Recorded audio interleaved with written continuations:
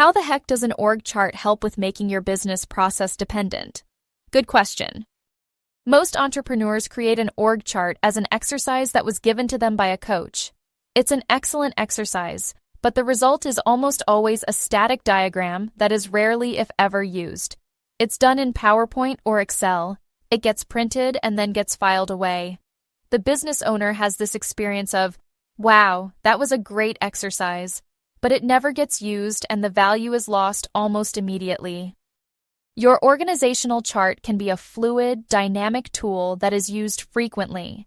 It should be available to you at the click of a button, and it needs to be integrated with your processes and the roles of your employees. In strategic planning, for example, it will help you determine whether or not you are being realistic with the number of employees that you plan to have.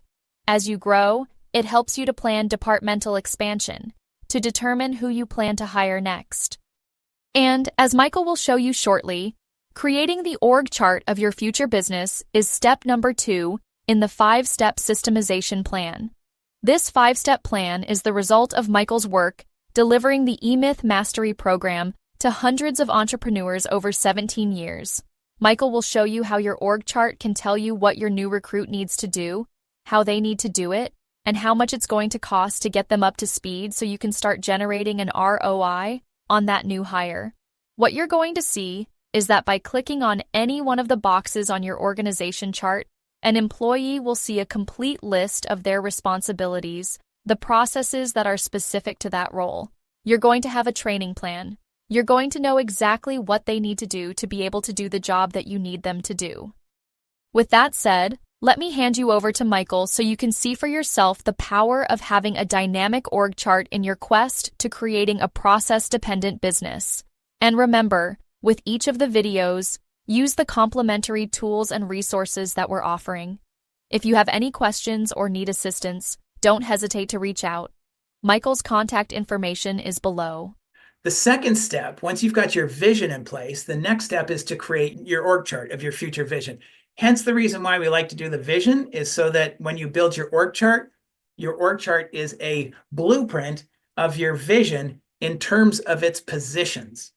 You want to create the org chart of your future business. Now, you can create the org chart of your current business, but in TouchStone, we encourage you to use your organizational chart as part of your strategic planning, as part of your future planning. And in TouchStone, your org chart is so much more than a picture. When we talk to people, I ask them, hey, do you have an org chart? It was a great experience that was assigned to them by a coach or a consultant. And they did it. And then I'll say, well, hey, great. What was that? Was it good? Yeah, it was a great experience. It was really good. Well, can you send it to me? And they go, oh, well, I'm not sure where it is, or I haven't looked at it for a couple of years. So let me see if I can find it, and I'll make some changes to it and I'll send it to you. No. Your org chart is this incredibly valuable tool that you're going to use to determine, who do I hire next? What do they do? What are my expectations of them? How long is it going to take me to get them up to speed, to get them trained and up to speed so I can get an ROI on my investment in them? It's a dynamic tool that you'll use to strategically grow your business. It is that blueprint of your future business in terms of its roles and positions. So you saw this earlier when an employee logs in, TouchStone knows who they are. So let's say I'm a new customer service rep, or I'm an existing customer service rep. So I log in, TouchStone sees that I'm a customer service rep. If I go to the org chart, you'll see that there's my position. And if I click on my position, all of my processes will show up because I've organized all of my processes and I've linked those that are responsible for the call center rep. I've linked them to this role or this box on my org chart. And clicking on any one of these processes will pull up the instructions I need to do that position.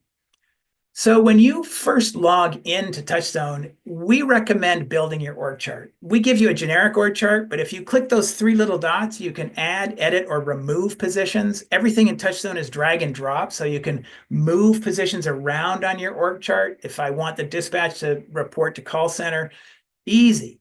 So TouchStone basically gives you this opportunity to have your org chart always available to you. And again, as I said, you'll use it to solve frustrations in your company. Also, we have plenty of support for you if you need assistance with building or reviewing your org chart, as well as how do you use your org chart to strategically grow your company.